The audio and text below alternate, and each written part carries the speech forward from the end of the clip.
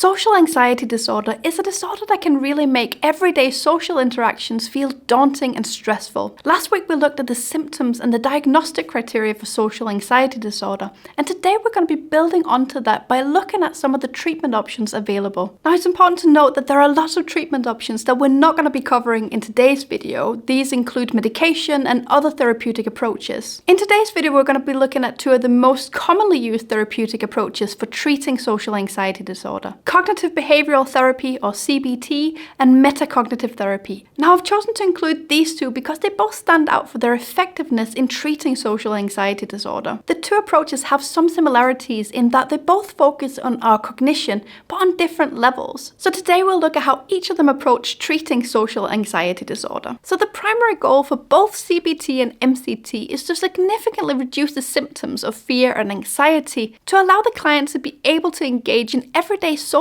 situations more confidently. So in essence, they both aim to reduce the impact of the anxiety, allowing the client to live a fuller life where they're not limited by their anxiety. So while the overall goal of both CBT and MCT is the same, their approaches to getting there are different. Let's have a look at each of them, starting with CBT. CBT is a highly effective, evidence-based treatment approach that's used to treat a variety of different mental disorders. When it comes to social anxiety disorder, it's the most studied and the most well-documented approach in terms of effectiveness. At its core, CBT is based on the principle that our thoughts, behaviors, and emotions are all interconnected. That means that making changes to our negative thought patterns or behaviors will also impact the way we feel. That's why CBT focuses on identifying and challenging negative thoughts and modifying our behaviors. So CBT addresses social anxiety by changing the way that people think about and respond to social situations. It provides practical skills and strategies that help us overcome the fear and anxiety that's associated with these social situations. This is to ensure that the improvements in our ability to navigate social situations more comfortably and confidently last long term. So if we boil CBT down to its simplest form, we can see three primary blocks of treatment. The first block is the identification of negative thought patterns. So CBT begins by helping people recognize their automatic negative thoughts about social situations. This can be things like fears of being judged, embarrassed, or rejected. These thoughts often stem from deeper beliefs or assumptions about ourselves or about others. Once these negative automatic thoughts and beliefs are identified, we move on to cognitive restructuring. This is where CBT teaches us to challenge and reframe those thoughts and beliefs. This involves examining the evidence for and against these thoughts, considering alternative interpretations of social situations, and developing more balanced and realistic thoughts. The goal is to reduce the power of these negative thoughts over your emotions and behaviors. I like to use the metaphor that you're taking your thoughts to court and you cross-examine each thought. In that cross-examination, you can ask questions like, is there any concrete evidence that supports this thought? Or is it just an assumption? Are there alternative explanations or viewpoints that I'm not seeing? And how likely is it that this scenario that I'm worried about actually happens? When we've challenged our thoughts and realized that they're not rational or helpful, then we work on replacing those thoughts with more realistic and more positive ones. We can summarize this into the 3 C's of CBT: catch it,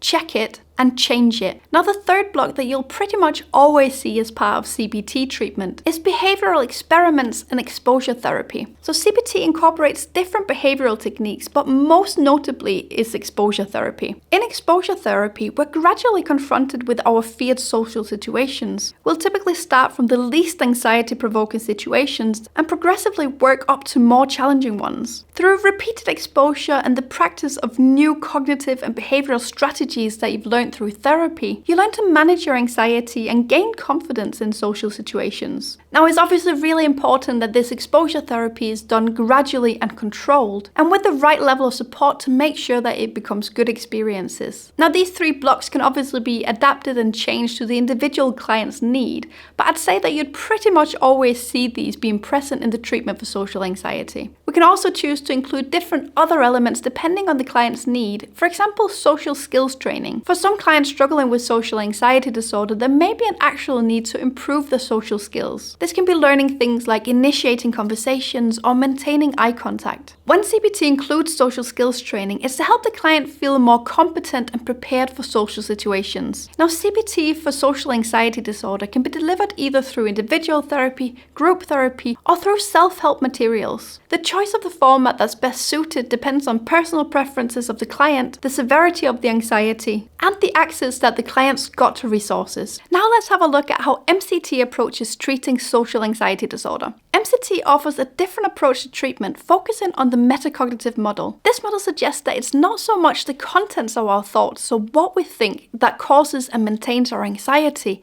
but more so how we relate to our thoughts, so how we think about our thinking. So while CBT focuses on the contents of our thoughts and behaviors, MCT tackles broader patterns of thinking, particularly how we react to and relate to our thoughts themselves. At the heart of MCT is the concept that problematic metacognitions, so these are our beliefs about the usefulness and controllability of our worrying and rumination, can fuel social anxiety. So MCT's approach to treating social anxiety disorder involves several core components. MCT begins by helping you identify your metacognitive beliefs. So these are the beliefs that we have about thinking itself, such as worrying helps me cope, or if I worry enough about all the different possible scenarios, then I'll be prepared for them and I can stop something bad from happening. These are all examples of what we refer to as positive metacognitive beliefs, which is essentially believing that worrying is helpful for us. We can also have what we call negative metacognitive beliefs, which is believing that we're not able to control our worrying or that the worrying itself is harmful. Examples of these can be, I can't control my worrying, or my worrying is going to make me feel sick. So according to the metacognitive model, these metacognitive beliefs, whether they be positive or negative, are the drivers of overthinking such as worrying and rumination, which we often see at the core of social anxiety disorder. People learn to observe how these beliefs influence their response to social situations and how they can make them likely to engage in counterproductive coping strategies like avoidance. Once these beliefs have been identified, MCT teaches us to challenge and reevaluate the usefulness and accuracy of them. Now, this looks quite similar to the cognitive restructuring that we saw as part of CBT, but instead of focusing on the individual specific thought and their contents, in MCT we look at the underlying beliefs and the processes of thinking. So we may ask ourselves questions like, does worrying actually prepare me for social interactions, or does it make me more anxious? Or can I truly control all aspects of a social situation by thinking about it in advance? Or maybe what evidence do I have that not worrying will result in negative outcomes? Another core component of MCT's approach to treating social anxiety disorder is attention training technique. ATT is designed to improve flexibility in what we pay attention to,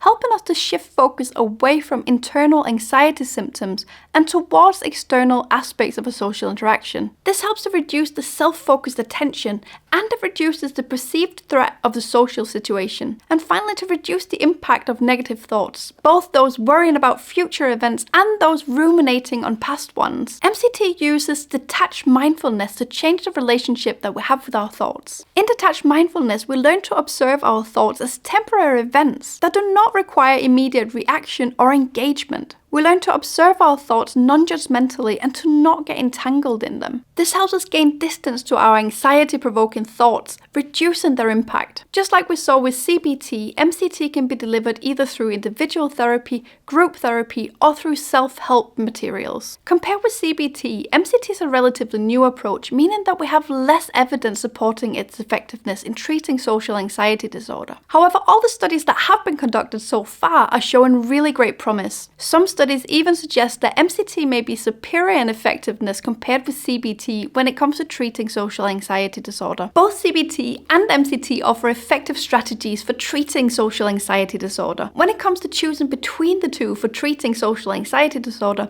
it really comes down to personal preference a lot of the time. When I have clients with social anxiety disorder, I draw on principles from both MCT and CBT depending on the individual client's preferences and their specific challenges. Some people find the CBT approach more helpful, while others get better results from working with MCT. It really depends on what resonates the best with you as a client. One thing is sure though, if you experience that social anxiety disorders having a negative impact on your life, I strongly recommend that you reach out to your doctor or a mental health professional. Just like we saw with my client Simon, that's the first important step to starting to feel better and to reduce the impact that anxiety has on your life. They can help you get started with treatment and help tailor the best possible treatment plan to you. Now, like I said at the start of the video, there are many other treatment options for social anxiety disorder. In some cases, medication offers the best treatment, and in a lot of cases we see that a combination of medication and therapy gives the best results. That's all for today, but I continue to upload psychological insights, tips and tools on this channel, all aimed at spreading mental health awareness and helping you improve your mental well-being. If you're not already, I'd love for you to subscribe so we can meet again. Thank you for watching this one. Take care and bye for now.